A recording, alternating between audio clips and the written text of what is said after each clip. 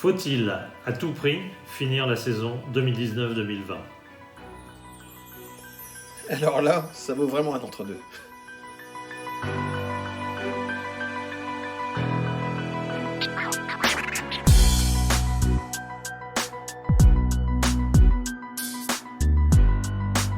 Évidemment, je suis pour finir la saison 2019-2020 pour des raisons économiques évidentes, sportives aussi, parce que les descentes et promotions, c'est un enfer. Ça peut se finir au tribunal, les places européennes également, donc c'est trop complexe.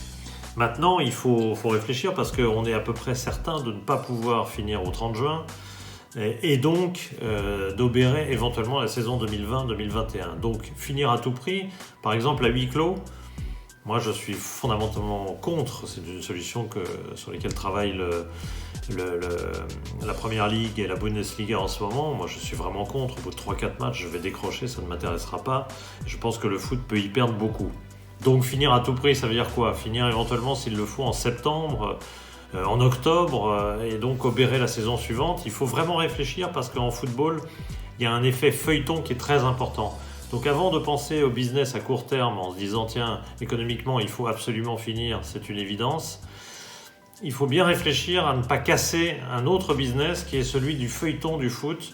Et plus on triturera, plus on fera des ajustements du format des compétitions, plus on bougera les choses, le calendrier et autres, plus on bougera les choses, plus on sera contraint par l'euro de l'année prochaine, bien évidemment, et plus on mettra en danger le football. Il y a une vraie réflexion là-dessous.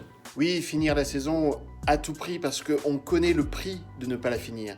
Aujourd'hui, on est à la 29e journée du championnat, ça veut dire qu'il reste un quart du championnat. Comment demander aux diffuseurs, aux sponsors de payer 25% restant sans une contrepartie ? Ne pas finir la saison, ça veut dire perdre 350 à 400 millions d'euros pour les clubs qui sont déjà en déficit. Donc oui, il faut finir coûte que coûte. Malheureusement, ça risque de se jouer sur le mercato et sur la trêve. Donc ça risque de réduire la trêve. Mais la trêve, elle est en train de se jouer actuellement. Les joueurs sont en train de se reposer. Il va falloir, dès que l'on sort du confinement, reprendre l'entraînement et reprendre la compétition. Le vrai sujet restera le mercato qui risque d'être réduit lui aussi. Or, le mercato est un sujet important pour l'économie des clubs français.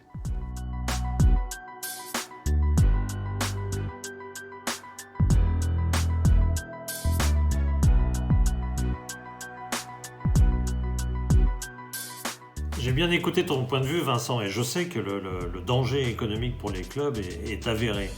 Mais je me demande si le risque, même économique, ne serait pas supérieur en obérant, en perturbant le feuilleton 2020-2021.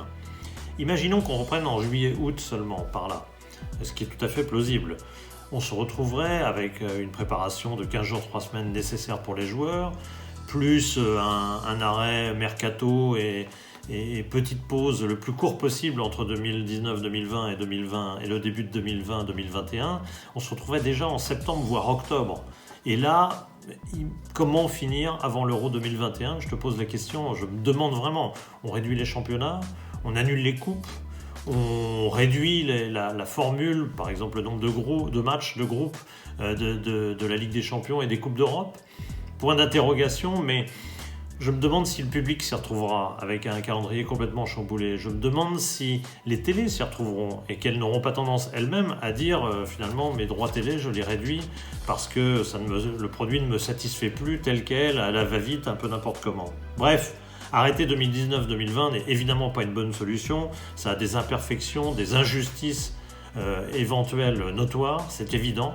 Mais je me demande si paradoxalement, même économiquement, ce ne serait pas éventuellement une solution salvatrice pour le football. Oui, Philippe, le huis clos, c'est décevant, c'est frustrant pour nous les amoureux de sport, mais c'est la moins pire solution. C'est la moins pire solution pour les diffuseurs parce que sinon, ils n'auront pas de produits à proposer à l'antenne. Et on le voit bien actuellement, on a un vrai problème. Les médias pur sport ont vraiment de grosses difficultés dans leur programmation. Donc même à huis clos, ça reste des matchs. Et ça va être que quelques matchs. On ne peut pas imaginer qu'on fasse toute une saison à huis clos. Et en tout cas, c'est pas ce que l'on souhaite. Et puis, Je ne crois pas au scénario qui va nous emmener jusque août ou septembre pour finir cette saison-là. Les Anglais, la Première Ligue, travaillent sur une reprise du championnat début mai. Alors évidemment, c'est peut-être un peu trop optimiste, mais on va bien finir par ressortir. Et en tout cas, c'est tout ce qu'on le souhaite tous.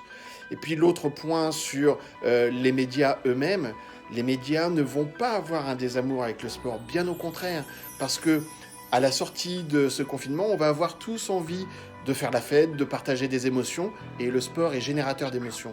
Et ça ne va pas changer.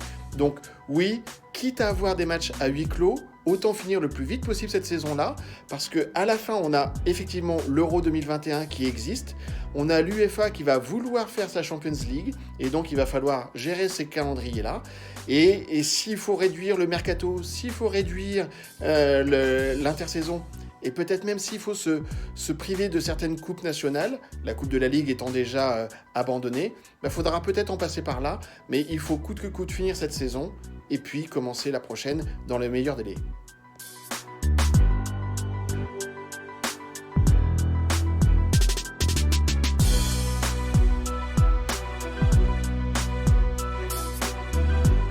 Oui, je connais ta grande théorie, Vincent, les crises sont aussi des opportunités pour changer. Ok, alors quoi? Qu'est-ce qu'on change à la lumière de cette crise sanitaire qui est évidemment tout à fait exceptionnelle? Alors, on peut, par exemple, c'est une idée très en vogue, faire passer le rythme de la saison de février à novembre. Ça a un gros avantage, on commence seulement en février 2021 la prochaine saison, du coup on a un temps fou pour finir la saison actuelle, c'est absolument génial, d'autant plus que derrière il y a la Coupe du Monde 2022 en hiver, donc c'est une opportunité unique. Oui, sauf que les Anglais vont évidemment guerroyer pour sauver leur Boxing Day, qui est extrêmement important, et tu conviendras que cette réforme, elle ne peut pas se faire sans les Anglais, sans la Première Ligue, ça paraît inconcevable. Deuxième évolution possible, elle est dans l'air du temps aussi, elle est dans le sens de l'histoire, c'est le passage des championnats à 18, voire à 16 dans le futur. Mais si ce futur est très très proche, j'ai très très peur, et qu'on profite donc de cette crise pour l'accélérer, j'ai très peur qu'une accélération de l'histoire pourrait faire d'énormes dégâts, et notamment dans ton domaine, Vincent, dans le domaine de l'économie. On risque de mettre un certain nombre de clubs à plat, et je suis sûr que c'est pas de ça que tu en... Oui, Philippe, tu as raison, les crises peuvent générer des opportunités, et en tout cas, c'est ce que je veux croire. Et on a un vrai sujet à traiter actuellement, c'est ce calendrier sportif qui est encombré, clairement encombré. Alors sur cette option 2, je veux être positif effectivement et croire que les médias comme les sponsors vont suivre un championnat plus resserré, vont suivre cette approche-là. Pourquoi ? Parce que des championnats resserrés, c'est probablement des équipes qui auront plus de moyens et qui vont concentrer plus de talent. Donc des matchs de plus grande intensité, de plus grand intérêt pour les sponsors, les diffuseurs, les spectateurs, les téléspectateurs. C'est un peu ce que fait le football américain aux États-Unis et ça marche.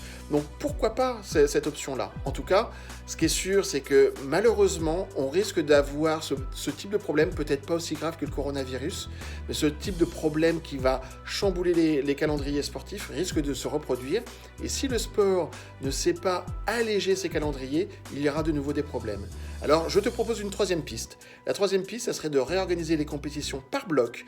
Un bloc de compétition nationale de clubs, peut-être plus court à 16 ou 18 clubs, un bloc de compétition continentale, peut-être en forme de Final 8 comme on va connaître là, ce qu'on risque de connaître avec la Champions League, qui risque de se terminer en une semaine, quart, demi-finale, et puis un bloc de compétition d'équipe nationale avec la Nation League, avec l'Euro, et puis les qualifications à la Coupe du Monde. C'est ce qu'on risque de voir cette année. Donc voilà ce qui risque de se produire. En tout cas, je crois qu'on n'a pas fini d'en parler.